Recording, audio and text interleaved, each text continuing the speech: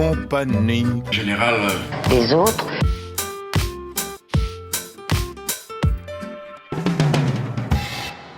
Eh ben, merci à tous d'être présents dans ce webinaire de la Compagnie Générale des Autres. C'est le premier sur les entreprises de territoire. Donc, on est très content et aussi ému de le faire. On a eu beaucoup de préparation. On a des intervenants de grande qualité qui sont là. Je crois qu'il y a Cédric. Cédric, tu es là. Est-ce que tu confirmes? Alors, de grande qualité, on verra après, mais je suis bien là, oui. Ok, moi je confirme là-dessus. Isabelle, tu es de grande qualité aussi? Oui, Bonjour. toute modestie, je suis de grande qualité. Je suis là. Super, et tu es là. Bon ben génial. Et il me semble qu'il y a Frédéric qui n'est pas encore arrivé, qui Si, arrivera peut-être un peu plus tard, à moins que je si, ne me... je Ah suis si, là. Frédéric, tu es là. Ah, je suis là. Tu es de grande qualité, Frédéric aussi? Écoute, ça dépend de ce que tu appelles une qualité, quoi. C'est toujours pareil. En tout cas, Avec plaisir, en tout cas, pour partager avec vous. tu as des valeurs d'ancrage territorial fortes et ça va nous éclairer. Et puis, ben, je crois qu'on est tous les trois, Sylvie, Yann et moi, on va se présenter euh, tout de suite. Donc, c'est un webinaire donc, qui s'intitule Entreprise de territoire. Donc, on va voir un petit peu ce que ça veut dire, qu'est-ce que c'est une entreprise de territoire, et qui se sous-intitule Ancrage territorial et RTE, donc comme responsabilité territoriale des entreprises, un levier très sous-estimé. Et on va voir pourquoi. Pourquoi c'est très sous-estimé. Alors, les intentions et les finalités de ce webinaire, rapidement, l'idée c'est, de comprendre les bases de la RTE et de l'ancrage territorial. Qu'est-ce que c'est? Pourquoi? À quoi ça sert? Comprendre ce que ça peut apporter aux entreprises et aux territoires, donc à votre entreprise et à votre territoire. On pouvez vous poser la question. Et si vous êtes plutôt accompagnateur, bah, vous-même, d'ailleurs, en tant que accompagnateur sur votre territoire, et si vous êtes d'accompagner des entreprises, comment est-ce que vous pourriez vous projeter dans ces outils qu'on va vous présenter en troisième partie. On va vous présenter quelques outils et le parcours d'accompagnement que l'on propose, puisque nous, notre rôle et notre ambition, c'est aussi en fait de créer une communauté d'entraide et d'action qu'on appelle les compagnons, parce que c'est la Compagnie Générale des Autres qui anime ce webinaire. Et on s'est toujours posé la question, mais ils sont où les autres dans la Compagnie Générale des Autres? Et ben voilà, vous êtes là. On appelle de notre vœu, en tout cas, que vous faites tous une œuvre, en tout cas, sur votre territoire. Et pour nous, c'est important de se réunir, et surtout dans ces temps-là, donc de réunir et puis d'outiller pour pouvoir transmettre des compétences et puis être plus fort ensemble. Et voilà, et ensuite notre intention, bah, c'est à la fois de former, on a un parcours de formation et d'accompagner sur les enjeux de territoire. Je passe rapidement, mais en tout cas, voilà, vous êtes potentiellement des alliés dans cette aventure, donc bienvenue et merci d'être là.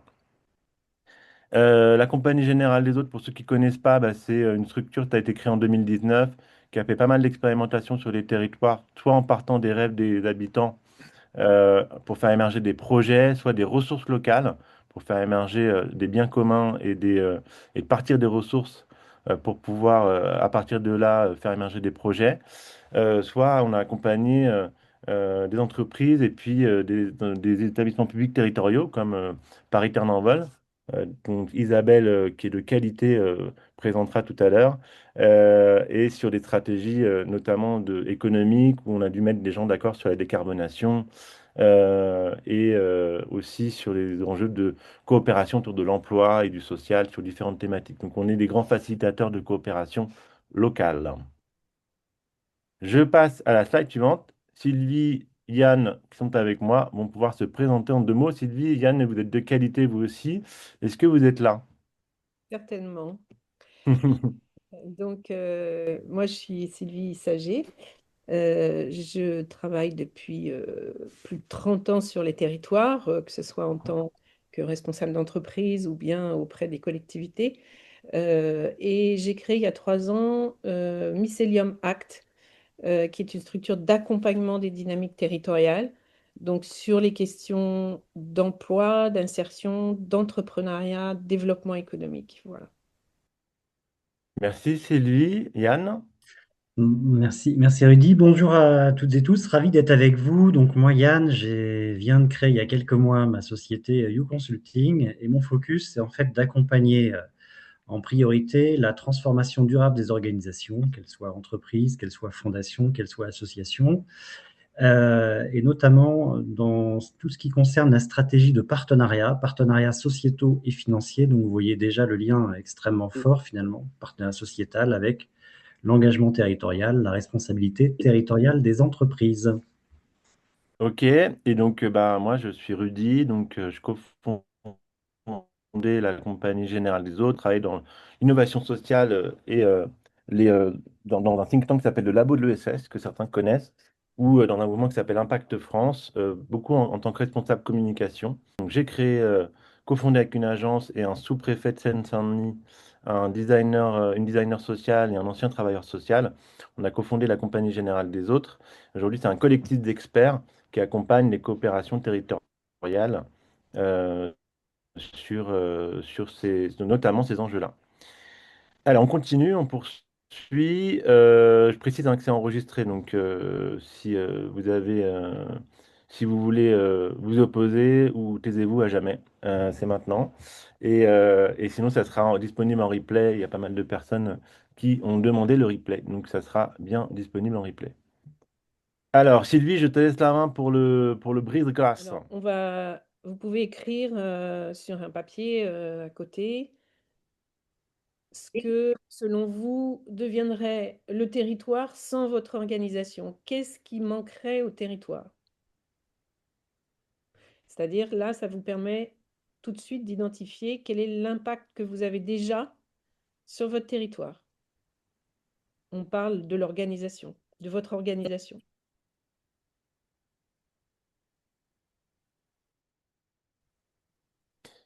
Donc, on vous laisse 30 secondes et après, moi, je vais prendre trois volontaires hein, qui voudront bien nous partager ce qu'ils ont écrit. Euh, donc, je ne vais pas les désigner. Donc, si vous voulez nous le partager, simplement ouvrez le micro d'autorité. Paf, prenez la parole. Moi, je me Et lance. encore. Alors, ce que j'ai noté en premier, c'est pas grand-chose. Et ce qui manque au territoire si mon organisation disparaissait. Bon. Non, si je réfléchis un petit peu, c'est un soutien précieux, notamment aux associations sur leur structuration et leur professionnalisation. Ok. D'autres parties. Ok. Je vais me lancer. Bonjour, je suis Isabelle Alvarez à Est Ensemble, à la direction de l'emploi et de l'économie. Alors, il y a plein de choses que je pourrais mettre, mais là, j'ai réfléchi. Étant donné qu'on a un taux de chômage quand même assez élevé des jeunes, moi, je dirais tout ce parcours d'insertion, de retour à l'emploi des jeunes. C'est-à-dire que, en fait, c'est l'axe sur lequel la collectivité Est Ensemble Oui, aurait le plus d'impact, en fait, finalement, par rapport à... oui, je pensais parce qu'on a un taux de chômage quand même, on est 9 villes et ça serait quelque chose. Enfin, il y a d'autres thématiques, ça pourrait être la gestion des déchets, ça, mais c'est vrai que ce parcours de retour à l'emploi, d'accompagnement des populations un peu sensibles, on va dire comme ça, des jeunes, bah, ça serait quelque chose assez de, voilà. Ça serait, je veux dire, voilà, ça serait révélateur, quoi, en tout cas. Hmm. Voilà, merci. Isabelle. Là, on a le rôle d'une collectivité territoriale hein, qui parle sur une fonction bien définie sur l'emploi, Tout à fait. le retour à l'emploi. Est-ce qu'on a d'autres Merci beaucoup. messages? Et peut-être Bon, je vais prendre la parole. Donc, j'essaie de le troisième. Andrea Miari, de Paritaire d'Envol. Donc, si notre établissement public territorial est amené à disparaître, je dirais que on est quand même très investi dans l'impulsion de collaboration entre les institutionnels et les entreprises. Donc, je dirais que si on n'existait pas, en fait, il y aurait moins d'interaction et de dialogue entre ces deux, enfin, en tout cas, ces deux corps, enfin, ces deux organisations. qui sont très éloignées finalement les unes des autres. En montant? Oui, oui, tout à fait. Oui, oui, c'est bon. Merci. D'accord. Donc là, plutôt principalement des mises en lien Exactement. Tout à fait. d'acteurs sur les territoires, quoi. Exactement. D'accord. Merci. D'autres partages?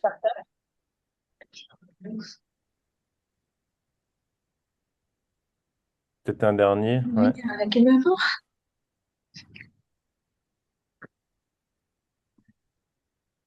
Alors, j'ai l'impression qu'il y a un micro qui est resté ouvert. Peut-être Carole. Aurélie, peut-être, enfin, Crédit Agricole, Île-de-France. Donc nous, le territoire, c'est l'Île-de-France. On accompagne des projets de vie, des projets d'entreprise. On a 1,5 million de clients, mais au-delà de ça, on a aussi une vocation à travers d'un modèle un peu contributif, à accompagner pas mal d'assauts, quoi. Donc, voilà, je dis, il y a 500 assos qu'on aide avec des montants qui sont variables, hein, avec 500 euros jusqu'à 100 000 euros parfois. Donc, nous, on aide des assos, mais on va pas. On se rend bien compte que c'est 12 millions de bénévoles en France et qu'ils ont besoin d'un coup de main au-delà de l'énergie individuelle qu'ils déploient, quoi. Donc, j'imagine que ces assos ne mourraient pas, mais en tout cas, on sent bien qu'elles ont besoin de ces appuis-là aussi, quoi. 500 associations en Île-de-France. Ouais, mais ça, c'est le volume d'assaut qu'on accompagne en moyenne. Cette année, on a fait 560. Ça évolue en général un petit peu à la hausse, quoi. Ok.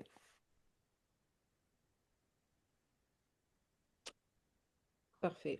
Super. Bah, merci beaucoup. Peut-être qu'on va enchaîner sur la section suivante. On a vu en tout cas là une diversité à la fois d'aspiration, d'activité et de manière de contribuer au territoire.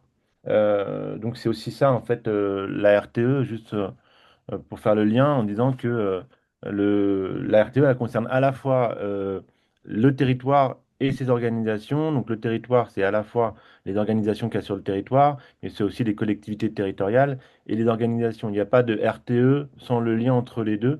Donc c'est un récit commun qu'on est en train de créer ensemble, où chacun contribue au territoire aussi. Donc c'est là qu'on voit que en fait, un seul être vous manque et tout est dépeuplé, quoi. Donc si une organisation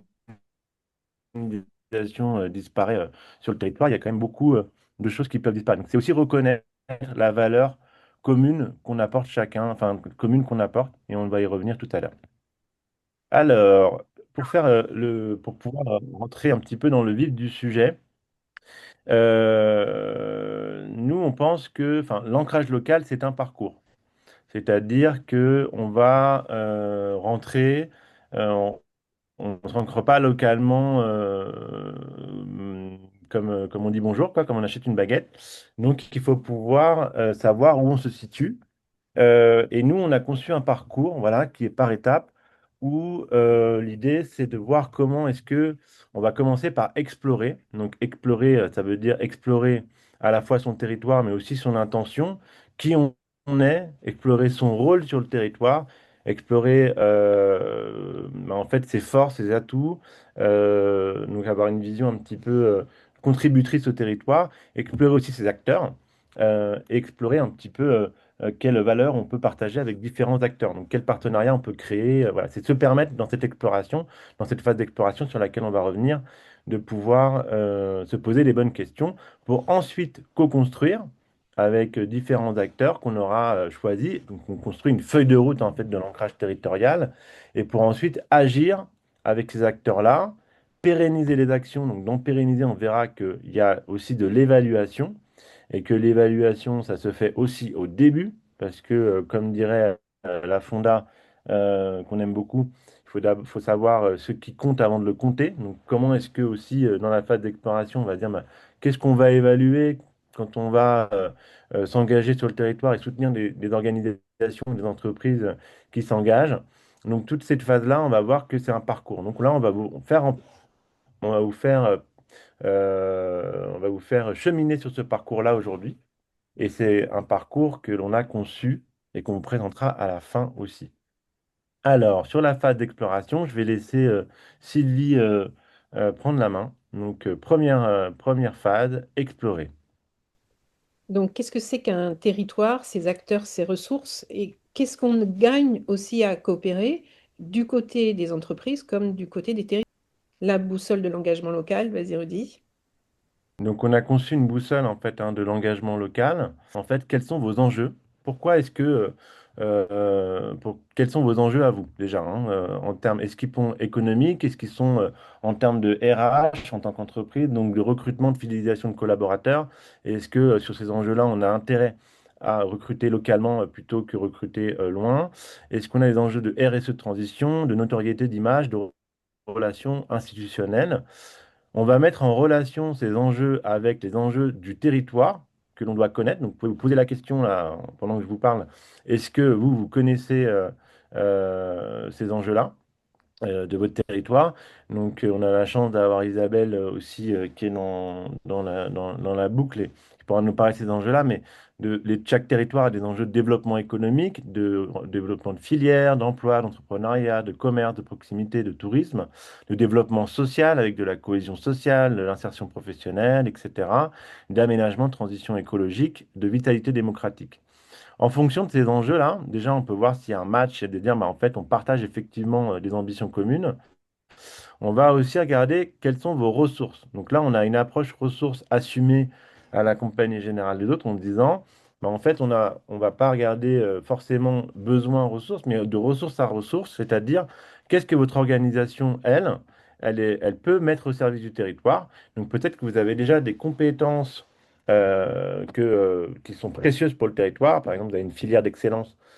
Si vous disparaissez, bah, cette filière disparaît. Vous pourriez aussi, en termes de ressources, en tant qu'entreprise, partager du mécénat. Donc, c'est une ressource pour le territoire. Peut-être que vous avez des locaux et des espaces vides, ou alors qui se vident avec le télétravail, etc. Donc, ça, c'est une ressource aussi pour le territoire. Il y a aussi ce qu'on appelle, bon, qu'il y a les achats, qui sont un levier, mais il y a aussi la coopération et les partenariats, c'est-à-dire être capable de créer des coopérations et des partenariats, d'avoir une forme de maturité coopérative. Ça crée une ressource supplémentaire pour le territoire. Et puis, on a vu que vous aviez déjà fait des actions. Vous avez des actions qui sont déjà engagées, qu'on peut amplifier et valoriser et s'aimer. Donc ça, il faut toujours partir de ce qui est fait, de ce qui se fait de bien, pour pouvoir aussi faire monter la mayonnaise, entre guillemets, et puis le valoriser en termes de ressources pour le territoire, parce que c'est des choses qu'on a faites. Et ensuite, il y a les ressources du territoire qu'on peut matcher. Et donc, le territoire offre aussi des infrastructures, ça faut le reconnaître. C'est-à-dire que votre territoire d'ancrage en tant qu'entreprise, bah, vous n'êtes pas là pour rien. C'est qu'il y a des infrastructures. Il y a aussi des dispositifs et aides au développement. Donc ça peut vous aider aussi à vous développer. Donc c'est une ressource supplémentaire. Le foncier, les acteurs de l'emploi, le tissu associatif, l'énergie citoyenne. Tout ça, en fait, ça va être des ressources que vous pouvez mobiliser en tant qu'entreprise. Donc on passe rapidement sur cette boussole, mais de dire que voilà, donc nous on encourage à avoir cette boussole en tête, de matcher les enjeux des entreprises et du territoire, les ressources des entreprises et les ressources du territoire, et pour créer en fait un ensemble de ressources supplémentaires. Donc ça, on y reviendra. On va passer à la notion de territoire en tant que tel, et là, je vais passer la parole à Yann. Merci Rudy. Et ça me permet de faire le lien avec une question de Denis dans le chat. Bien sûr, un territoire, il y a tous les éléments qu'a évoqué Rudy, mais au sens large, les dimensions sont très larges. Puisque le territoire, c'est aussi quelle est la géographie, quelle est la nature, est-ce qu'il y a des forêts, est-ce qu'il y a de l'eau, est-ce que c'est un territoire de plaine, de montagne, ça change constamment la donne, la proportion rural-urbain. Quelle est la culture de ce territoire, notamment en France, et quand même, selon les régions et les histoires, ce n'est pas neutre. On ne pourrait pas dire à un Qatar qu'il est simplement occitan, c'est avant tout un Qatar, par exemple. Il y a également la notion de service qui fait écho à ce que Rudy partageait finalement, c'est qu'est-ce qu'on peut faire là où on habite, ou près de là où on habite, on va dire dans un rayon de 10 à 20 km, comment on se déplace, comment on peut à quel type de commerce ou de services publics on peut avoir accès. C'est également un lieu d'incarnation des projets économiques, sociaux, culturels dans les Hauts-de-France. Il y a une expression que j'aime beaucoup qui est le lieu totem de Frédéric Motte, qui est le conseiller F3. Je pense notamment à la Seine-Saint-Denis. On peut considérer que avec l'effet, il y a ce qui existait déjà, et avec l'effet JO, il y a des nouveaux lieux totems qui sont apparus, qui incarnent et qui symbolisent la vitalité, l'attractivité du territoire. Et c'est également l'espace à la française, administratif et politique, la mairie, la sous-préfecture, les services du département, de la région et d'autres institutions. Donc effectivement, c'est quand même très très large quand on aborde un territoire, la manière dont on peut, et l'angle et le prisme par lequel on peut le voir et le vivre, et surtout le vivre. On peut passer à la suivante.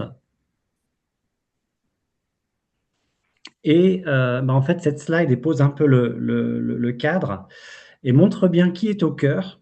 Ce qui est important, c'est quand même tout, d'autant plus en cette période d'élection municipale, les citoyens. C'est un territoire qui est d'abord vécu par et pour eux.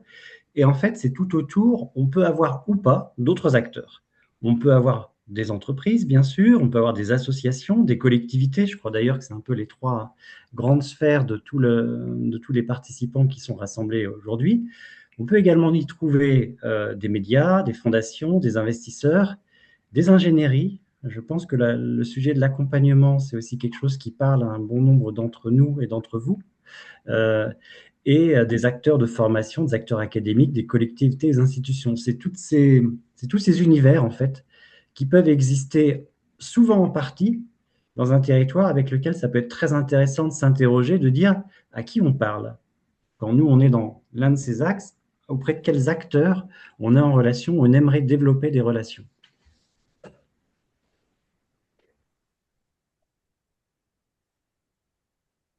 Ouais, donc c'est bien de se poser cette question-là aussi à chaque fois. Et puis, nous, on introduit aussi une notion. Alors, je suis désolé, ça lag un peu dans mon ordinateur, donc les slides passent, je ne sais pas lesquelles. Voilà. Voilà, donc c'est la bonne slide. On introduit une notion qui est la recherche d'une valeur commune sur le territoire. Donc ça, c'est une notion qui a été définie par la Fonda et dans le livre de Marine Filippini sur la responsabilité territoriale des entreprises. Et il y a une notion phare qui est la valeur commune, c'est-à-dire que ce n'est pas la somme des valeurs euh, partagées des uns et des autres et de ce que chacun produit indépendamment, c'est qu'est-ce que le territoire et ses acteurs cherchent à faire ensemble. Donc, dans ce type d'exemple, vous avez des territoires qui sont assez connus comme Grande-Synthe, qui ont réussi à se plonger dans leur histoire pour recréer des filières écologiques à partir d'un passé de la sidérurgie sinistrée, ou des territoires comme Romans-sur-Isère qui ont réussi à recréer de la filière de la chaussure en allant chercher des savoir-faire endormis dans les personnes qui ont été plongées à la retraite anticipée avec l'achat des entreprises par des fonds de pension et la délocalisation. Donc, c'est comment est-ce qu'on se remet finalement, on va dire, bah, qu'est-ce qu'on cherche à développer sur le territoire. Et un autre exemple, c'est le top 20, les entreprises du top 20 à Marseille, qui est les 20 plus grandes entreprises qui ont candidaté à Marseille, ville européenne de la culture, et qui, grâce à leur candidature aussi, ont pu faire advenir, pas que elles, hein, mais une attractivité du territoire plus forte, et puis tout ce qu'on connaît maintenant sur le développement de Marseille. Donc, c'est comment aussi on recherche une valeur commune et on dit, bah, nous, on cherche à développer le territoire dans cette direction-là, on crée un récit commun et on essaie d'atteindre les objectifs ensemble. Donc, c'est un peu le trésor commun qui rejaillit sur tous et dont tout le monde va bénéficier. Vous pouvez vous poser la question, est-ce que vous connaissez la valeur commune sur votre territoire? Quel est le récit euh, qui est porté? On va passer à la section suivante. Donc là, on a catégorisé aussi un petit peu les ressources que l'on peut débloquer. Nous, on aime bien cette notion de débloquer des ressources, un peu comme des points d'acupuncture qui sont bloqués, et de dire il y a tout un ensemble de ressources qui sont immatérielles, matérielles et naturelles sur le territoire. Et un peu comme des boutons d'iPhone, on a envie de les activer. Donc, est-ce que sur votre territoire, il y aurait par exemple, en termes d'immatériel, l'énergie citoyenne, endormie, en fait, l'envie de citoyens de participer à leur territoire et qu'on pourrait faciliter. La connaissance de l'histoire locale aussi, c'est une ressource immatérielle et ça permet en fait de se replonger, comme j'ai dit tout à l'heure, dans une histoire et de créer des filières, pourquoi pas d'avenir, en se replongeant dans le passé et d'être fier de son territoire. Les savoir-faire locaux, ça permet aussi de dire, bah, on a un territoire qui est historiquement fait comme ceci, comme cela. Et je remets l'exemple des filières à réactiver. Il y a aussi des mètres carrés disponibles dans les entreprises, dans les EHPAD, dans les ESAT, voilà, qui pourraient être réactivés. Il y a aussi du foncier qui est possédé par le territoire et par les collectivités territoriales. Qu'est-ce qu'on en fait et comment on le met à disposition des acteurs locaux pour faciliter le dynamisme. Et puis, il y a le naturel, les terrains fertiles qui pourraient permettre de refaire de l'agriculture locale. Et puis, il y a tout ce qui est végétalisation et baisse des températures. Je m'arrête là sur les exemples. Mais comme dirait Territoire zéro chemin de longue durée, il manque pas de travail, il manque des emplois. Et pour la baisse des températures, on peut tout végétaliser, refaire les toitures, etc. Et quid d'embaucher des gens localement pour le faire et voilà, c'est une abondance cachée. On aime bien ce mot-là. Toutes ces ressources-là sont à activer, ce sont des abondances cachées de territoires que l'on peut réactiver grâce aussi à l'approche RTE. Qu'est-ce qu'on y gagne? Sylvie, je te laisse la main sur cette section-là. Et- Alors, qu'est-ce qu'on y gagne? Ben, on y gagne des deux côtés, c'est ce qu'on disait en introduction. On y gagne du côté des entreprises parce que sur le plan économique, par exemple, et environnemental bien sûr aussi, mais sur le plan économique, on peut monter des modèles qui sont un peu différents, sur lesquels on va avoir plus de résilience face aux crises et aussi trouver des ressources nouvelles. Et ça va nous permettre aussi de mettre en œuvre des nouvelles coopérations. Donc ça, c'est du neuf, c'est du nouveau qu'on peut activer dans le cadre de sa performance économique en tant qu'entreprise. Mais on a aussi des enjeux qui sont des enjeux de ressources humaines avec son territoire. On veut trouver des talents, on veut trouver des partenaires pour pouvoir préparer les publics sur nos besoins. Et on a aussi un enjeu de notoriété. Donc se faire connaître et avoir une réputation sur le territoire qui va nous permettre d'activer encore plus des coopérations ou des partenariats. Alors voilà ce qu'on a y gagné, c'est très, très rapidement hein, du côté des entreprises, mais du côté du territoire, c'est aussi du développement économique, donc de la ressource, de la richesse, de la valeur, de l'impôt évidemment, mais pas seulement. On va aussi trouver des emplois pour nos habitants, pour les citoyens, de la cohésion sociale avec de l'insertion et des partenariats avec les entreprises sur le plan environnemental. Comment s'associer avec les entreprises pour aller plus loin sur la décarbonation, sur tous les aspects de coopération qui pourraient être innovantes en matière d'environnement. Slide suivant, s'il te plaît. Alors, on va Hop là. je vais vous citer un exemple pour aller un tout petit peu plus dans le détail sur deux aspects. Alors, le premier aspect, c'est les ressources humaines. Alors, qu'est-ce qu'on a à y gagner en termes, quels sont les besoins de l'entreprise et ce qu'elle a à y gagner sur le territoire en matière de ressources humaines? Eh bien, elle a des besoins de recrutement, bien sûr. Alors, certains vont pouvoir se faire au niveau du territoire, d'autres non, mais en tout cas, on a ce réflexe d'aller chercher sur le territoire. On a besoin aussi de faire de la gestion prévisionnelle de ces emplois et de ces compétences. Donc, ça veut dire former en amont. On a besoin de valoriser la marque employeur. On sait combien aujourd'hui on a des difficultés de recrutement dans les entreprises. Et l'implication des collaborateurs est importante aussi quand on sait valoriser ce qu'on fait pour son territoire et qu'on est bien ancré sur son territoire. C'est une marque de valorisation de l'entreprise auprès de ses collaborateurs. Et donc, effectivement, valoriser aussi la diversité ou l'inclusion. Alors, qu'est-ce qu'on trouve en face au niveau du territoire comme acteurs qui vont pouvoir nous aider sur ces différentes dimensions? Alors, on a les acteurs publics de l'emploi, bien sûr, avec France Travail, Mission Locale, la PEC, les collectivités territoriales, mais on a aussi les acteurs de la formation, qu'ils soient publics ou privés. On a des structures d'insertion par l'activité économique on a des associations. Alors, ce sont des associations qui sont soit des associations locales complètement créées par des acteurs locaux, ou bien des antennes locales de réseaux nationaux, comme le réseau FAST de Fondation Agir contre l'exclusion, ou la Mosaïque RH pour la diversité, le recrutement dans la diversité, ou bien d'autres. Les plans locaux, par exemple, pour l'insertion et l'emploi, sont des programmes purement territoriaux et de coopération entre les différents acteurs de l'insertion et de l'emploi. Voilà. Ça, c'était l'exemple sur les ressources humaines en matière d'achat, par exemple. Alors, si, pardon.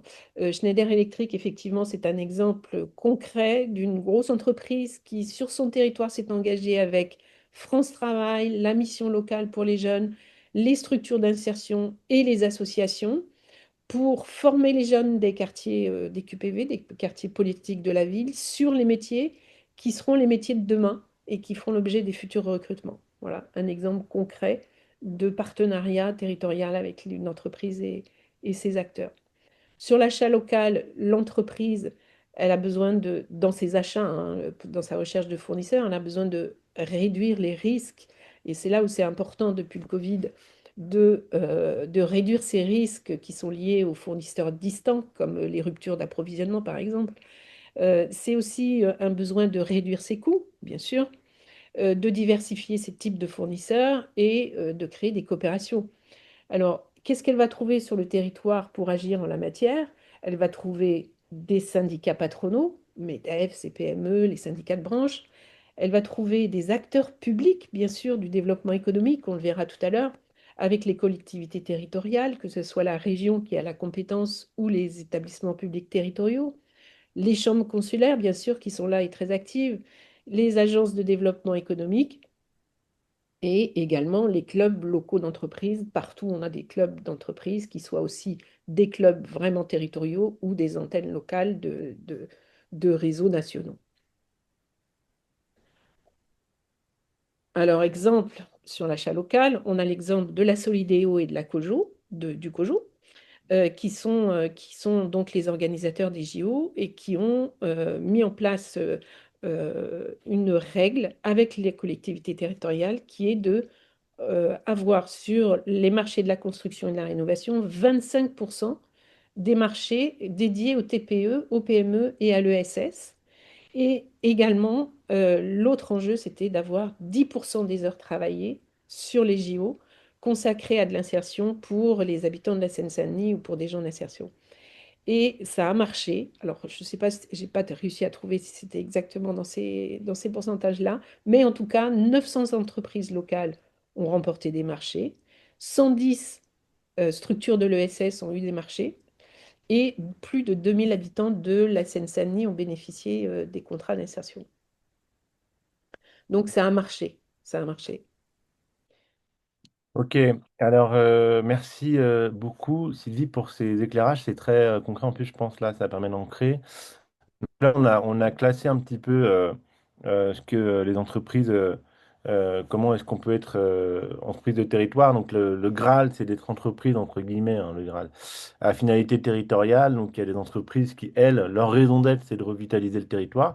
Et puis on a un dégradé de couleurs entre l'entreprise observatrice, qui n'est pas ancrée sur son territoire, l'entreprise actrice qui va contribuer à minima et puis l'entreprise ancrée. Donc là, c'est juste pour vous donner des petits points de repère, et puis on va avancer parce qu'on est un petit peu en retard sur le timing. Rapidement, dire que on va aussi rentrer dans l'étape suivante.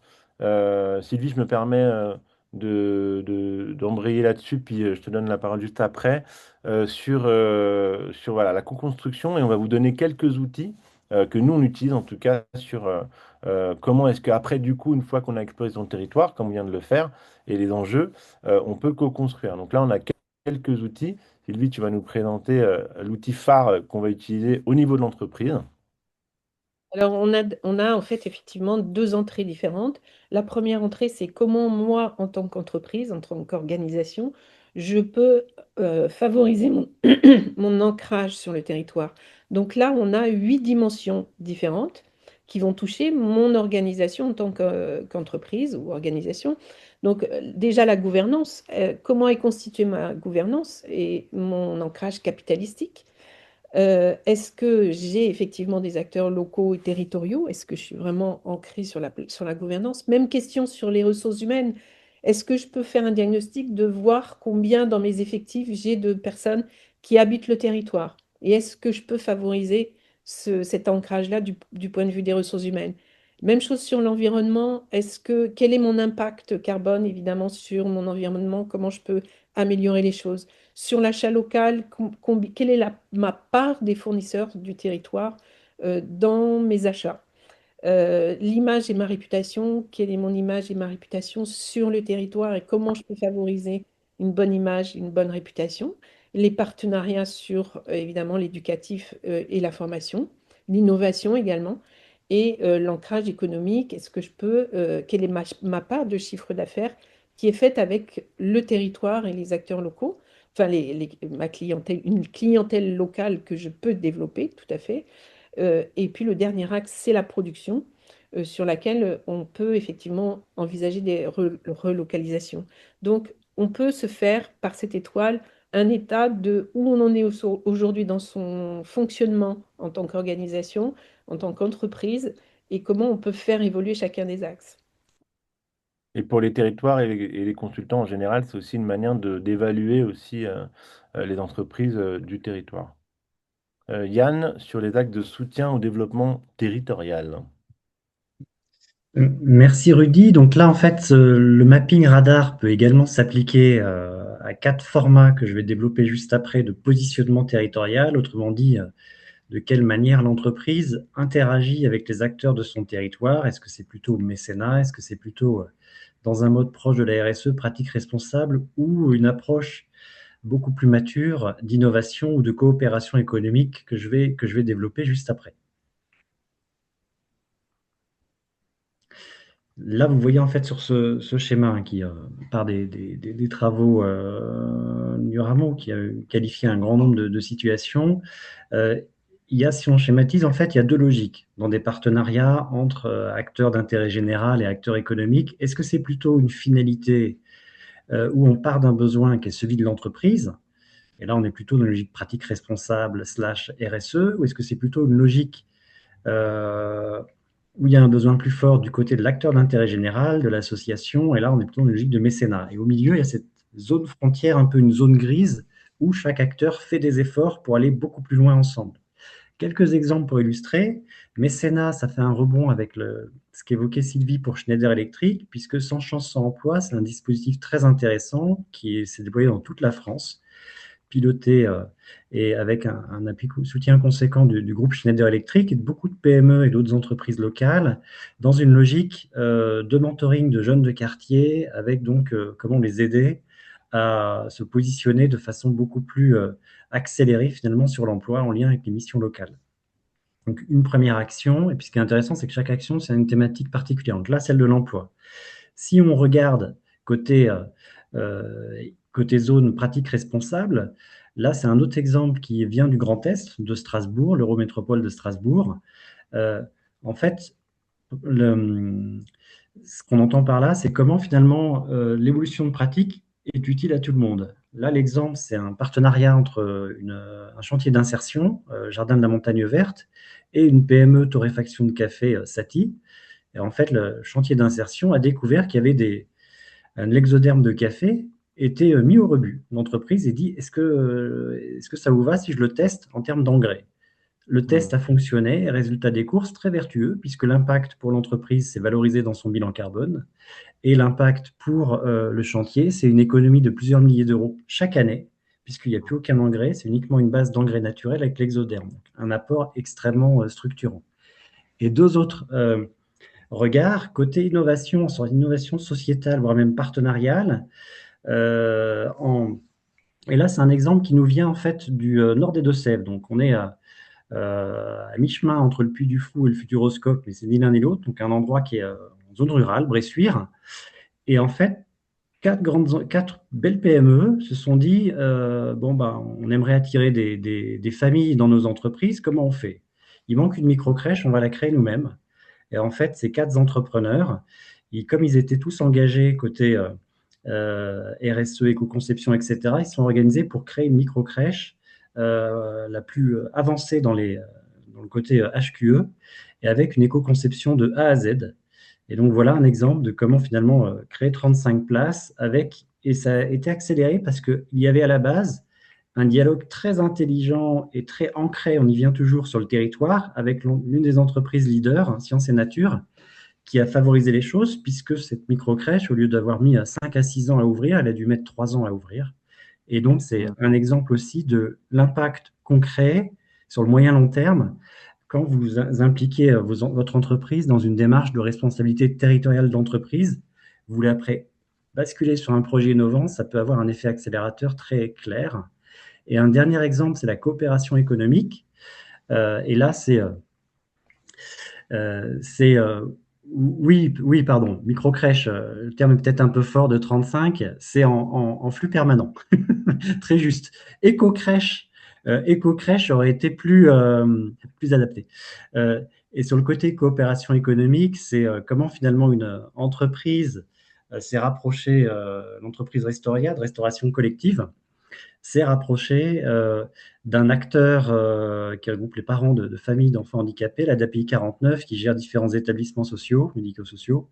Et en fait, Restoria a installé et a formé des salariés de la DAPI pour en fait que la restauration collective soit hébergée chez eux avec un investissement conséquent. Et donc là, c'est vraiment comment chacun fait un effort très conséquent, où là, on voit bien l'apport croisé de compétences au service d'une alimentation saine, durable et donc équilibrée. Donc voilà ce que je tenais à vous partager. Désolé, j'ai été un petit peu long. Pas de souci. Je pense que les outils sont hyper intéressants à partager aussi. Alors peut-être pour terminer, avant de passer à nos intervenants de qualité, la cartographie des échanges de valeurs. En fait, pour pouvoir aussi, une fois qu'on a pu analyser un petit peu sur quelle dimension on a envie aussi en tant qu'entreprise ou en tant qu'acteur local de prioriser les actions, on va pouvoir les passer au crible dans un tableau qu'on a appelé la cartographie des échanges de valeurs ou une matrice d'échange de valeurs. Donc là, par exemple, on a une banque qui a interagi avec ses partenaires locaux et a dit, voilà, donc nous, on a priorisé en disant on veut lutter contre la précarité budgétaire. Parce qu'on a des clients qui pourraient faire défaut de paiement. Mais il se trouve qu'il y a d'autres partenaires qui ont le même souci. Par exemple, EDF, eux, ils ont un problème par rapport à des gens qui ne payent pas la facture d'électricité. Et bien là, on va se poser la question avec cet outil-là, rapidement, de ce que je peux apporter, moi, à ce partenaire-là, ce que ce partenaire-là, cette organisation peut m'apporter, et on va faire une proposition de valeur qu'on va conjuguer au pluriel. Donc, par exemple, EDF, ils font de la formation à la gestion budgétaire. Nous, on peut faire de la formation à la gestion budgétaire auprès des clients d'EDF. Eux, ce qu'ils peuvent nous apporter en tant que banque, c'est la formation à la gestion de l'énergie. Et ben, ensemble, luttons contre la précarité énergétique et financière. Et derrière, avec ce tableau-là, qui est très simple et très magique, c'est qu'on imagine des actions conjointes possibles qu'on va pouvoir porter. Et comme on aura vu sur quelle dimension on a envie de s'engager, on va pouvoir passer au crypto des partenaires, objectiver la valeur qu'on apporte. Donc là, on peut aller plus loin avec l'impact social, environnemental, etc., que ça apporte. Et c'est un outil qu'on a envie de vous partager. On sait que c'est frustrant parce que c'est très rapide, on le détaille très rapidement, mais en tout cas, ça fait partie des outils qu'on peut utiliser. Alors, c'est le moment qu'on attendait tous, c'est le moment de nos intervenants engagés et de qualité. Donc, on les a eus un petit peu tout à l'heure, ils se sont présentés très brièvement et je vais les représenter. Donc, on a Cédric Laroyenne, qui est délégué général EPSA Foundation de EPSA. Donc, c'est bien ça, Cédric. Ouais, c'est ça. Ok. Ensuite, Isabelle, Sylvie, je te laisse présenter Isabelle. Isabelle Sonner, qui est donc Mhm. directrice du développement économique sur le territoire de Paris-Terre d'Envol. Isabelle, tu confirmes? Bah oui, je confirme. Et Frédéric Duterte, qui est le responsable de département mutualisme et point passerelle au Crédit Agricole Île-de-France. Je vais du coup passer le mic à Cédric. Cédric, je vais t'épingler pour tout le monde. Merci d'être parmi nous, de bien vouloir nous partager un ou deux exemples de tes actions chez EPSA. Donc, est-ce que tu peux te présenter la fondation EPSA, et nous dire un petit peu comment est-ce que toi, tu as concrétisé finalement cet ancrage territorial et cette RTE chez EPSA? Ouais, bonjour à tous. Tu m'as donné 5 minutes, hein, donc je vais tenir en 5 minutes. Cédric Laroyenne, moi je suis dans le groupe EPSA depuis 2019. Le groupe EPSA, c'est une entreprise de conseil. On est passé de 500 à 5000 en 5 ans, donc en hyper croissance en France et à l'international. Et je suis arrivé en 2019 pour créer la fondation du groupe EPSA. Donc à l'époque, on était à peine 500. Et puis pour créer aussi ce qu'on a appelé la direction d'engagement. Donc aujourd'hui, je pilote une grande partie des fonctions corporate du groupe EPSA, aussi bien la fondation, mais la RSE, les RH, la communication interne, l'innovation, l'immobilier et d'autres sujets. En gros, ce qui est non régalien, entre guillemets, la finance, l'IT et le legal ne sont pas chez moi et le reste est dans mon périmètre pour aller dans une logique justement d'engagement des collaborateurs. Et on s'est posé cette question-là en disant, mais que veut dire le mot engagement? Et finalement, dans le mot engagement est venu assez souvent, quand on interrogeait nos parties prenantes, cette faculté à se dire que les territoires étaient quand même un endroit favorable, un terreau favorable à l'engagement. Et quand on a regardé notre perspective de croissance et quand on a regardé nos différents bureaux, on s'est aperçu que Lyon était un territoire qui était en croissance pour nous pour plein de raisons. C'est sur ce territoire-là qu'on a fait l'acquisition de 4 boîtes. Aujourd'hui, ça représente 300 emplois. C'est aussi sur ce territoire qu'on a voulu accélérer puisque on a cherché à déléguer une partie de notre activité et de le faire avec un impact social. Et c'est sur ce territoire-là qu'on a trouvé une réponse positive pour avoir un agrément, d'avoir une entreprise adaptée. Donc aujourd'hui, moi, j'ai des collaborateurs qui font le même métier que certains de mes métiers dans le milieu ordinaire, mais on a ce cadre-là précis qui est l'entreprise adaptée. Et puis, on s'est dit, bon, bah, ok, on est 300 emplois, on a une partie de notre activité qui est faite par des personnes en situation de handicap, donc on commence à avoir un impact territorial, mais comment on va plus loin? Comment on le fait aussi de manière un peu plus désintéressée? Et dans ce cadre-là, on a essayé de se dire comment est-ce qu'on est un acteur, alors sur tes 4 piliers de l'entreprise, je ne sais pas exactement où on se situerait, on n'est pas encore, on est peut-être un des acteurs du territoire lyonnais, mais on n'est peut-être pas à finalité encore territoriale. Et on s'est dit comment on peut avoir un effet bénéfique en plus de ces 300 emplois et de cette entreprise adaptée. Bah, on s'est dit que si on voulait que le territoire se porte bien, il fallait qu'on soit contributaire aussi de la cohésion sociale. Donc on a fait 2 choses. On est allé en local pour soutenir une des plus grosses associations de Lyon qui s'appelle Sport dans la ville. Et puis, puisqu'on aidait cette partie sociale via le sport, on s'est dit, bah, on va aider le sport tout court. Donc, on est devenu sponsor et partenaire du club de rugby, le Loup.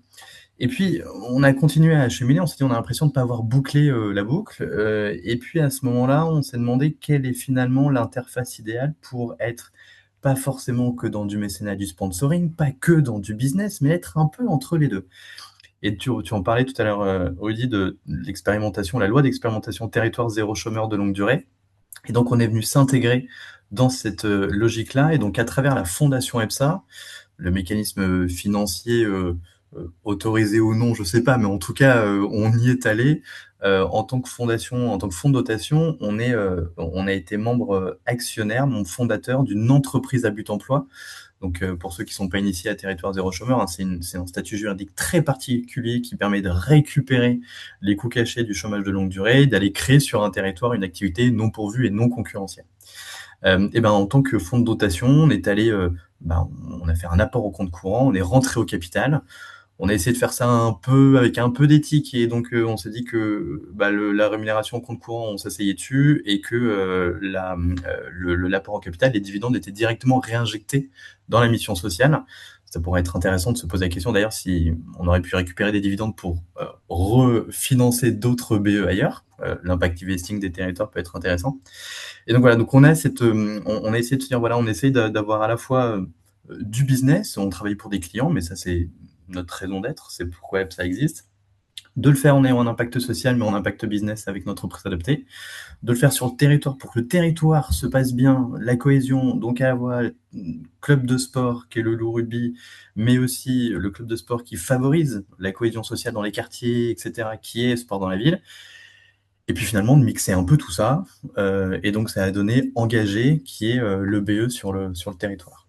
Donc voilà ce qu'on a fait en 5 ans. Je le dis avec beaucoup de sourire, mais c'était pas simple. Parce il y a plein de parties prenantes à droite et à gauche. Et en tout cas, aujourd'hui, c'est sur les rails, mais maintenant, il faut réussir à l'amplifier. Merci beaucoup, Cédric, et merci d'avoir joué le jeu du timing, c'est génial. Si vous avez des questions pour Cédric, n'hésitez pas à les mettre dans le chat et puis on les reprendra tout à l'heure, si ça vous va. On va passer du coup, comme ça on avance positivement, on va passer à notre prochaine intervenante et c'est Isabelle Sonner. Sylvie, je te laisse peut-être lancer cet échange. Oui, merci. Alors Isabelle, merci de ta participation.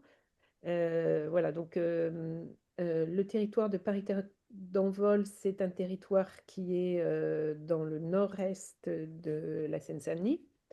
Et aujourd'hui, on a choisi de faire intervenir Isabelle parce qu'elle est particulièrement impliquée sur ce territoire, dans sa fonction, à travailler avec les entreprises et à être vraiment ce qu'on peut appeler de la responsabilité territoriale des entreprises au vu de l'action de la collectivité territoriale. À toi, Isabelle. Oui, merci Sylvie. Donc, pour vous présenter rapidement, donc le Paris-Terre d'Envol, c'est les 8 villes d'Aulnay, Sous-Bois, Blanc-Ménil, Duny, Drancy, Le Bourget, Sevran, Tremblay et Villepinte. Donc, c'est un territoire qui a été regroupé par la loi en 2018 et qui, du coup, n'avait pas initialement un récit commun, un travail commun entre les maires.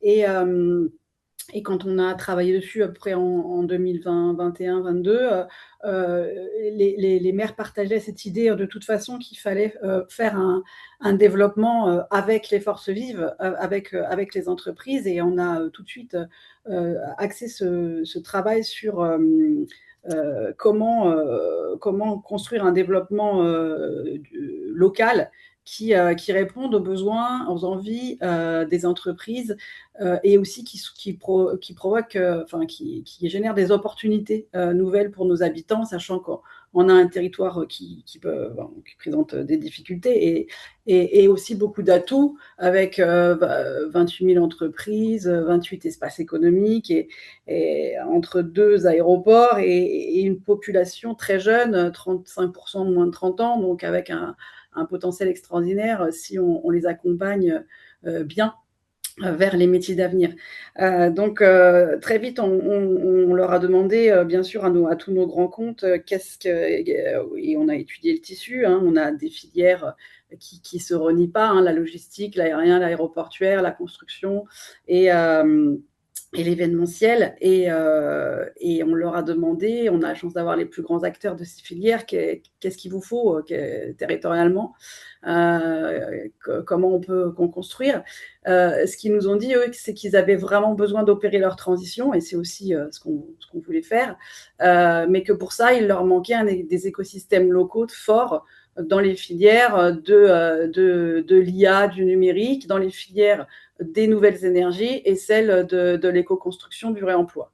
Donc, on accompagne bien sûr toutes les entreprises, mais on s'est quand même concentré là-dessus pour répondre à cette demande et créer pour eux et avec eux ces filières et des écosystèmes qui permettent à tout le monde de s'embarquer dans ces 3 sujets qui sont des sujets qui vont créer des opportunités d'avenir et placer le territoire sur l'économie de demain et tous nos habitants, nos jeunes, nos demandeurs d'emploi sur ces sujets-là. Je pourrais vous en parler des heures, mais les 3 exemples que je voulais vous citer, c'est en contrepartie, on a demandé aux grands comptes de s'engager en signant des pactes territoriaux et en développant en fait plus en détail les 8 options que Sylvie décrivait tout à l'heure. Comment vous participez à l'emploi local, comment vous participez aux retombées économiques locales, comment vous participez à l'achat responsable, et qu'est-ce que vous allez générer comme amélioration dans la vie des habitants. On a été accompagné aussi par CGA là-dessus pour euh, mettre en forme un peu tout ça et on a pondu une magnifique roue des mieux vivre, mieux se déplacer, voilà, et comment vous vous engagez là-dedans. Donc les pactes territoriaux sont déclinés comme tels. Et on a aussi travaillé sur la réalisation de campus, cluster. Donc, on a 2 projets très avancés. C'est le cluster, le campus Soltech avec le hub IA 93 et le campus zéro carbone. Donc, hub IA 93, c'est à Aulnay-sous-Bois. On a un groupe constitué de 3 parties, un consortium de grands comptes, je crois que d'ailleurs le Crédit Agricole est dedans, de grands comptes qui impulseront la transition IA, mais éthique, responsable et utile du territoire, c'est-à-dire comment on va pouvoir adopter l'IA dans différentes composantes, PME, TPE, collectivités, sans se perdre et sans faire n'importe quoi et en étant vraiment conscient et de ce qui va se passer. Un groupe PME qui sont là, des utilisateurs qui savent pas trop comment faire le pas de l'IA et qui sont très contents de pouvoir se réunir et se rencontrer une fois par mois pour tester. Et un groupe collectivité avec nos villes là qui va pouvoir demander à des jeunes de créer des solutions. Donc ça a bien démarré. Et ça permet des rencontres, bien sûr, au-delà du simple sujet de l'IA, puisque les PME se rencontrent, les grands comptes également, les étudiants, et au rez-de-chaussée du bâtiment, la mission locale, qui va donc permettre à nos jeunes de se rapprocher de ces sujets-là. Et le campus zéro carbone à Tremblay en France, là, il est en cours de construction. Le permis de construire devrait être déposé avant l'été.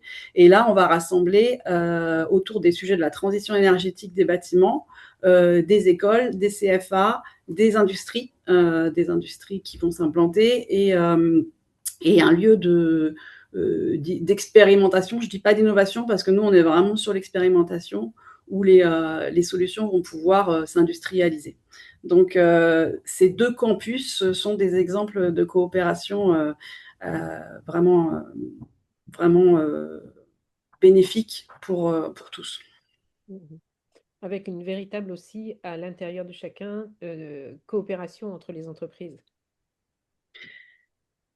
Je t'ai pas bien entendu. Une coopération, oui, bien sûr, entre les entreprises, mais pas uniquement, hein, bien sûr, entre toutes les structures de l'emploi, de la formation, et tous les acteurs locaux pour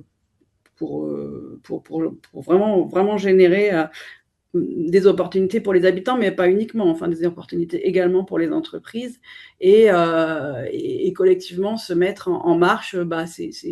Rudy avait trouvé simplement ce mot des mieux, mais c'est vraiment ça, quoi. Comment on améliore tout simplement notre situation commune sur le territoire de Paris-Terre d'Envol et tous les axes sont bons à prendre pour y remédier. Alors, actuellement, on a, merci Rudy et merci Sylvie, parce qu'on a travaillé avec Mycelium et ACGA, constaté le foisonnement d'initiatives et de possibilités. Donc, on est un peu sous la masse de tout ce qu'on pourrait faire et il faut qu'on s'organise maintenant et c'est pour ça que les outils sont importants pour savoir comment on réduit, on flèche, etc. Actuellement, on est en train aussi de travailler sur l'identification de la RSE des PME parce qu'on s'est rendu compte que les grands comptes et les PME, c'est pas la même chose sur des pactes territoriaux, des engagements territoriaux. Et il faut qu'on conçoive un accompagnement différent et une attente différente pour les uns et pour les autres. Et après, effectivement, recenser toutes ces ressources locales des entreprises et orchestrer tout ça, c'est vraiment l'étape qui suit. Ok. Alors, on va laisser du temps après pour les questions. Donc, merci infiniment, Isabelle, pour ce partage qui illustre aussi un petit peu comment le territoire peut avoir recours à des coopérations avec les entreprises. Et effectivement, on avait vu, pour boucler la boucle hein, sur Paris-Terre d'Envol, que ça génère des opportunités pour tous. C'était ça aussi l'étoile, c'est de dire, voilà, en fait, la question de l'ancrage local, de la RTE, etc., c'est aussi comment on génère, en fait, par effet de bord, en fait, des opportunités pour les habitants localement, pour d'autres entreprises, pour des entreprises d'insertion, et on va vers le mieux produire. Et mieux produire, ça veut dire quoi? Ça veut dire aussi faire de l'économie circulaire, des choses comme ça. Donc, il y a toutes des filières qui vont pouvoir se créer. Je vais donner la parole à Frédéric, de Last But Not the Last intervenant. Frédéric, en plus, tu as vu, j'ai changé ta photo en live. Donc, je Ouais, crois que c'est celle-là. Voilà. elle est très bien. En plus, elle me rajeunit, tu vois, j'ai des cheveux, donc c'est parfait. Ok, super. Eh ben, Frédéric, je vais te mettre en avant pour tout le monde. Frédéric, tu donc, travailles au Crédit Agricole Île-de-France donc tu es responsable du développement du département de mutualisme et point passerelle. Tu vas pouvoir nous expliquer ce que c'est peut-être et puis nous donner quelques exemples d'ancrage local et de coopération territoriale.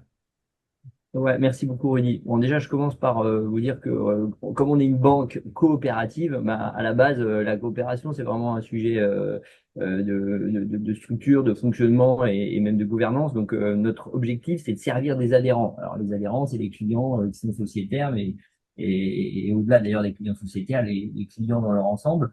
Et donc, ça, c'est un premier point. On va essayer d'être ultra, je dirais, performant pour apporter meilleur rapport qualité-prix sur des sujets sur lesquels nos clients adhérents ont des besoins. D'accord? Mais on va pas servir uniquement, je dirais, une performance dédiée de façon affinitaire à une population limitée. En fait, on a une dimension aussi très mutuelle. Donc, le Crédit Agricole, c'est un mutualiste, c'est-à-dire que il comprend qu'il appartient à un écosystème dont il est parfaitement interdépendant, et donc à ce titre, son modèle de performance, il faut qu'il soit contributif de cet écosystème. Et donc, c'est à ce titre-là qu'on va avoir aussi des dimensions à la fois philanthropiques, hein, comment on va travailler l'inclusion. Je vous parlais de 500 actions locales sur lesquelles on va apporter des financements pour aider en fait des acteurs à travailler, à faire avancer leur cause. Mais on va aussi avoir dans cette dimension, comment dirais-je, contribution à l'écosystème, une vocation de quelque part d'appui, d'évolution, comment dirais-je, d'apport au progrès et notamment faire en sorte que la société dans laquelle on est devienne plus durable. Ça fait partie de notre raison d'être. Elle s'intitule Agir chaque jour dans l'intérêt de nos clients. Donc ça, c'est en tant que coopérative la performance qu'on doit à nos clients sociétaires, mais également agir dans l'intérêt de la société et de nos territoires. Voilà. Donc ça, c'est Crédit Agricole. C'est juste pour dire que ben voilà, la coopération, c'est vraiment un sujet de fond chez nous. Et on est 39 banques sur le territoire, ce qui veut dire que chacune des banques, nous on est sur l'Île-de-France, est très précautionneuse, je dirais, de ce qui se passe chez elle. Donc ça veut dire que les financements qu'on va faire vont concerner d'abord et avant tout notre territoire. Quand on va faire des partenariats, c'est avec tous les acteurs du territoire, donc on en oublie peu en général, ou en tout cas on a tendance à regarder ceux qui sont les nôtres et les copains regardent les leurs, donc on n'en oublie pas sur le territoire dans son ensemble. Et puis, ben, quand on va avoir une stratégie d'achat, ben, c'est pareil. La stratégie d'achat, on va essayer de maximiser ce qu'on fait en termes d'achat avec nos acteurs locaux. Et d'ailleurs, on va parfois, quand on le peut, favoriser même des clients, quoi. Donc moi je voulais vous donner des exemples effectivement de partenariats qu'on pouvait avoir avec certains acteurs. Je vais rebondir là sur l'intervenante précédente sur l'IA parce que on n'en a pas parlé, mais on a travaillé en fait avec une association qui aide des jeunes à améliorer leur capacité d'insertion professionnelle grâce à l'utilisation et à la formation sur l'IA. Et donc nous on a bossé avec cet asso. À la fois on a répondu à son besoin de financement parce que on a mis un ticket pour essayer de les accompagner sur une promotion de jeunes. Mais en fait, on les a aussi nourris sur un cas d'usage qui nous intéresse et il est particulièrement lié au territoire parce qu'on leur a demandé de nous faire des diagnostics territoriaux un peu automatisés grâce à l'IA pour justement aider les acteurs locaux qui appartiennent à notre gouvernance à mieux s'approprier ces territoires, à mieux en comprendre les forces et les fragilités pour justement détecter comment on peut essayer de corriger les choses. Donc c'est hyper intéressant parce que ça permet notamment quand on dit on va essayer de servir l'écosystème et rendre la société plus durable, bah nous on a des verticales sur lesquelles on se dit il faut absolument qu'on bosse, les transitions environnementales et les transitions peut-être démographiques aussi. C'est vraiment deux axes sur lesquels on travaille beaucoup. Et donc forcément, ils vont essayer de voir, par exemple, à quel endroit dans les déserts médicaux qu'on peut identifier, ben il n'y a pas un écosystème qui pourrait être favorable à la création d'une maison santé. Et donc, on va Mm. essayer de voir de quelle façon voilà, ces jeunes, au travers de l'outillage qu'ils vont nous proposer, vont être capables d'alimenter la réflexion qui est la nôtre autour de comment accompagner les territoires sur les sujets à enjeu qui sont les leurs. Je vais donner un deuxième exemple que je trouve également intéressant. On a accompagné une association qui aide à la lutte contre la précarité alimentaire. Et donc, cette association, elle a quelque part des utilisateurs qui ont besoin d'accéder à des paniers alimentaires pas chers ou gratuits. Et en fait, elle a donc besoin de partenaires. Et donc, nous, on a à la fois mis un ticket dans cette association-là pour l'aider à se structurer, s'organiser, monter en puissance du point de vue de son organisation. Mais en fait, on a aussi mis un ticket pour l'aider à acheter des repas auprès de distributeurs alimentaires. Donc, quelque part, il y a des gens qui vont profiter de paniers gratuits parce qu'on a mis un ticket, mais il y a aussi un acteur au départ qui est fournisseur de produits alimentaires qui va profiter du ticket qu'on a mis. Mais ce qui est intéressant, c'est que ces acteurs fournisseurs en amont de la chaîne, là, ils ont fait un bénéfice parce qu'on a payé des ressources alimentaires qui vont ensuite être mises à disposition gratuitement auprès des jeunes, mais ils vont surtout rentrer dans un système dans lequel ils voient un intérêt à aller bien au-delà et ils vont devenir donateurs. C'est-à-dire que ils vont passer du statut je suis juste fournisseur de prestations à je rentre dans un système que je trouve hyper vertueux parce que moi aussi j'ai des produits alimentaires qui arrivent parfois en date de péremption. Donc moi aussi j'ai besoin en fait d'aller mettre à disposition cette nourriture plutôt que de la jeter. Et peut-être que je vais construire un dispositif où je vais trouver un intérêt fiscal au-delà de l'intérêt philanthropique. Et donc, ça nous met tout un écosystème en ordre de bataille pour aider à la fin des jeunes.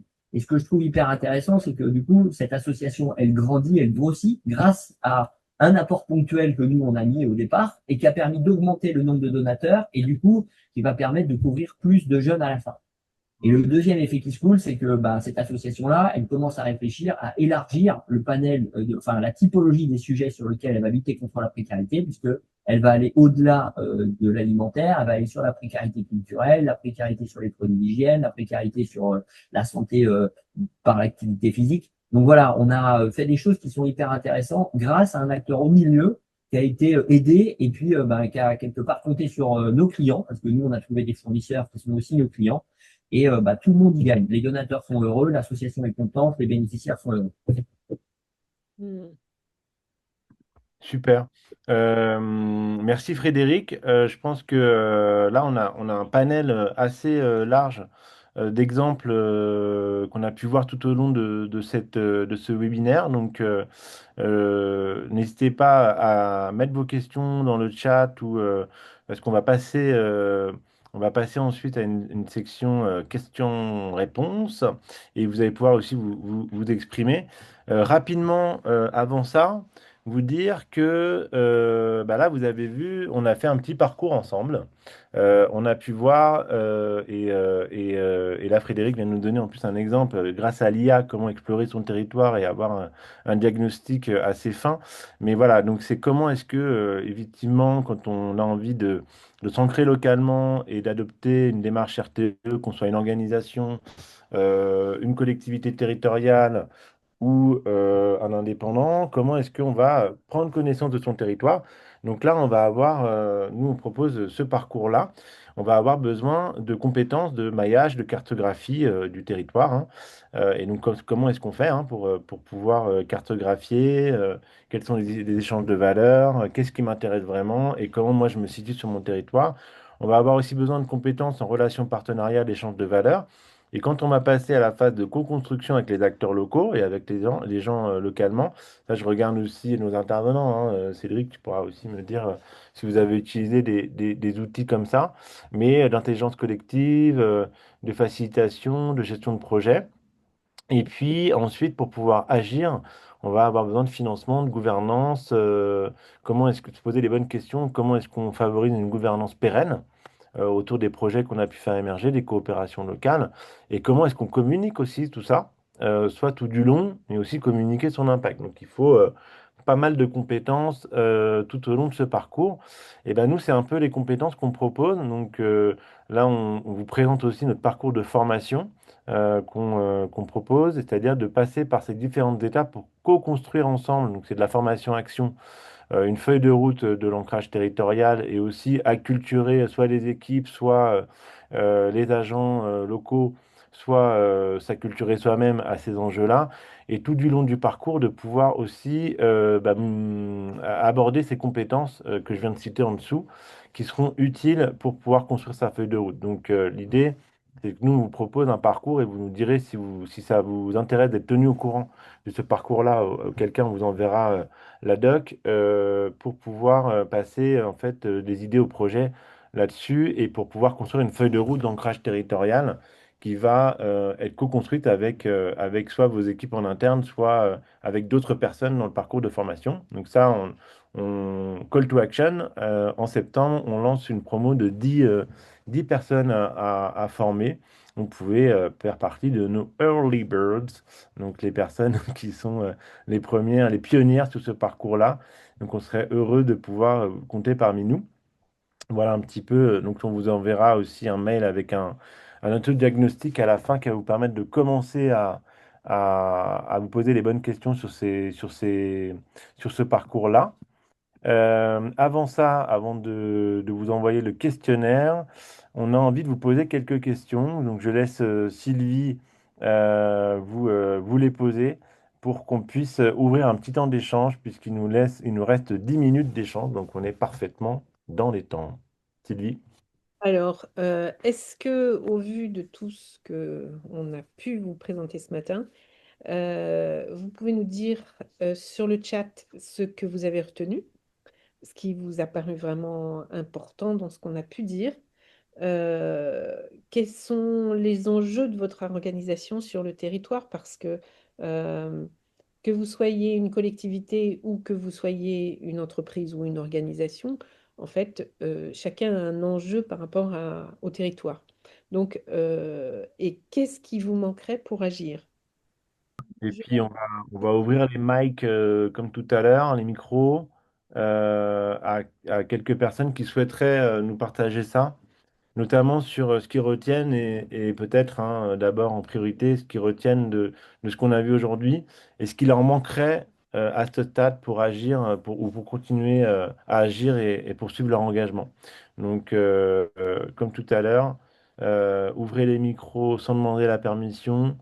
Toutes les paroles sont bonnes et permises. Donc, à vous les studios.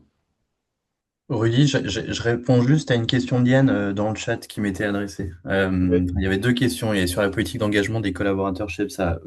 En vrai, elle n'est pas très structurée, on n'en a pas pour une bonne raison, c'est que on considère que l'engagement est avant tout personnel et que l'entreprise est là pour faciliter un engagement volontaire dans le cadre de l'entreprise. Donc on le pousse pas plus que ça. On est plutôt sur une palette d'expertise qui sont offerts plutôt en pro bono plutôt que de l'engagement pur des collaborateurs. Mais en revanche, sur la deuxième question de Diane, elle est intéressante sur les liens. Quels liens on peut faire avec les acteurs qu'on soutient?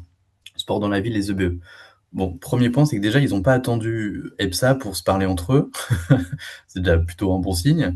Mais surtout, la réalité, c'est que je suis pas certain qu'elles souhaitent se parler entre elles. Je pense qu'on n'est pas utopiste ou naïf autour de ce call-là. On a tous de l'expérience et on le voit. C'est un monde qui est assez concurrentiel d'aller chercher des financements, quand même, encore plus sur les territoires, en vrai. Elles n'ont pas attendu les autres assos du coin pour pouvoir avancer et bouger.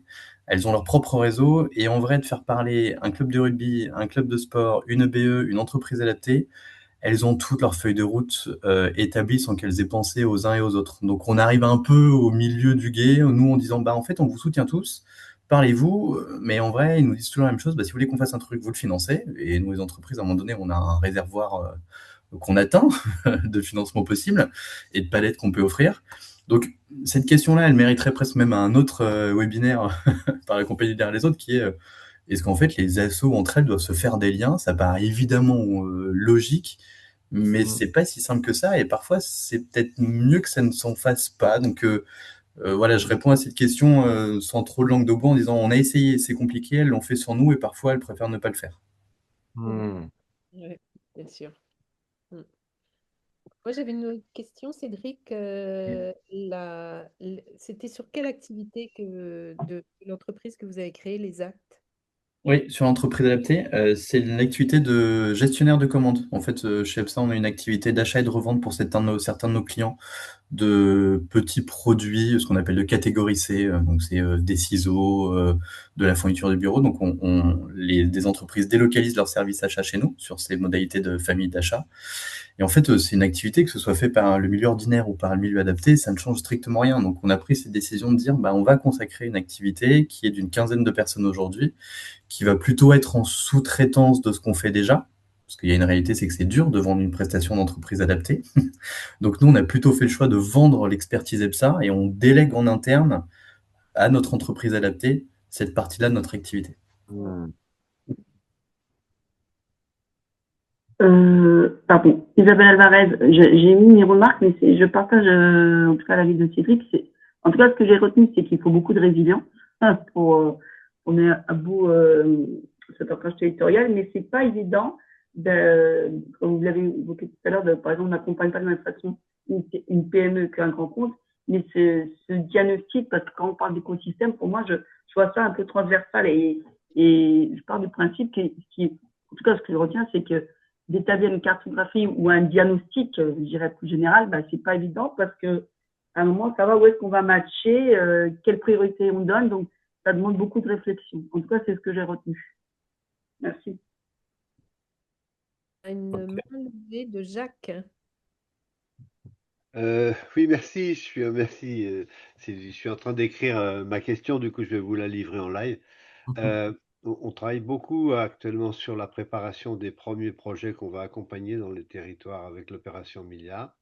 Ouais. Et on se questionne sur comment financer non pas des associations, mais des projets, et comment faire en sorte que sur chaque projet, il y ait un collectif d'organisations qui se mettent au travail, une forme de faire la promotion euh, d'une méthode collaborative et que cette méthode collaborative permette également de définir les impacts sociaux, environnementaux ou économiques générés. Donc c'est un mode opératoire à la fois de catalyse et d'apport de méthode. Et donc ça m'intéresse vraiment de savoir si c'est des choses qui ont déjà été expérimentées pour que on ne réinvente pas, mais plutôt qu'on essaye de s'appuyer sur les bonnes pratiques. Et c'est une réflexion territoriale. Et dans chaque territoire, bien sûr.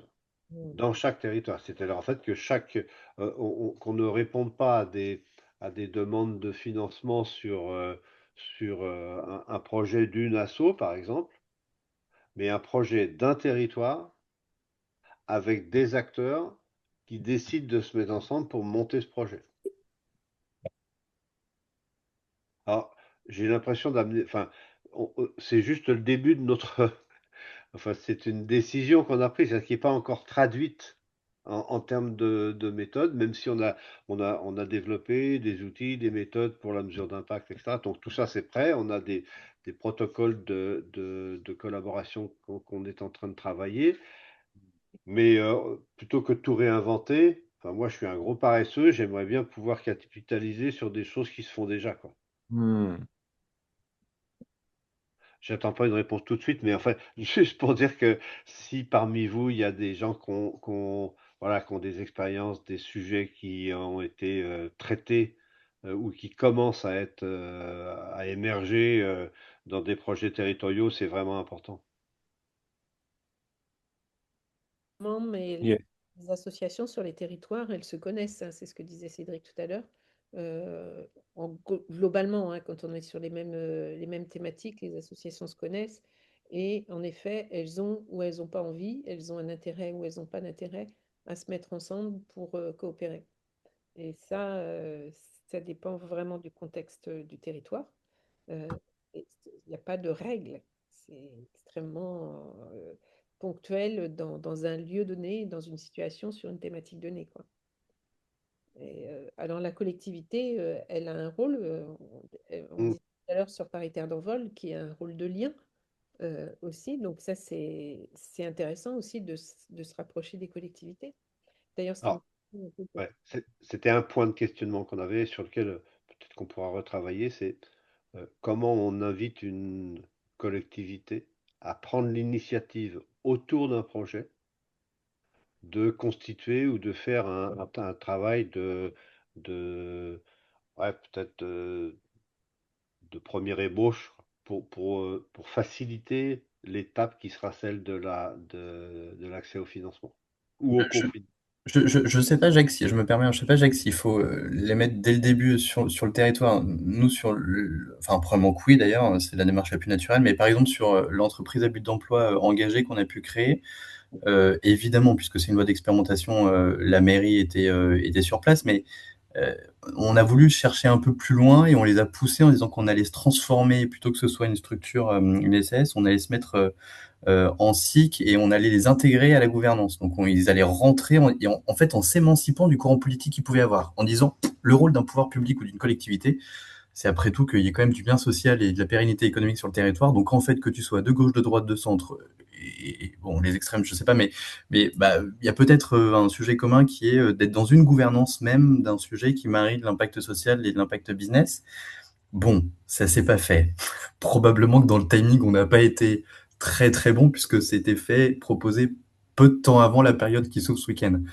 Mais en tout cas, s'ils sont pas au début, on a réussi, nous, à avoir des réflexions après, dans leur intégration dans de la gouvernance. Je sais que ça faisait partie des points, Rudy, que tu exposais.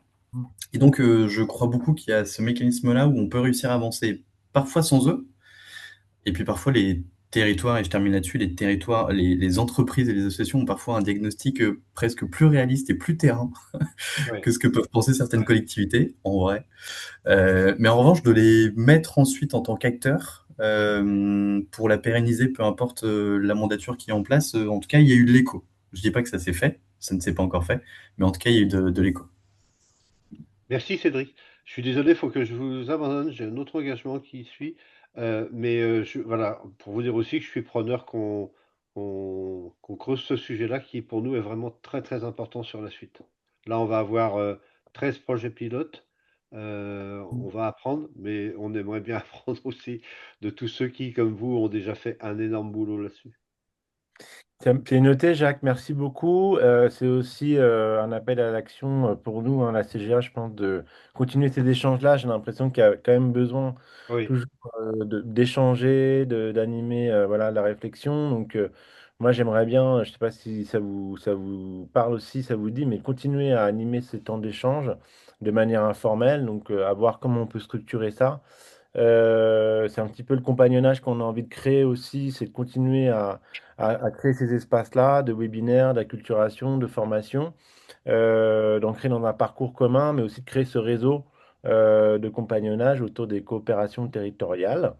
Et comment est-ce qu'on peut en fait, créer des ressources supplémentaires sur les territoires. Donc, il y a eu pas mal de retours positifs dans le chat. On vous remercie vraiment tous d'avoir participé.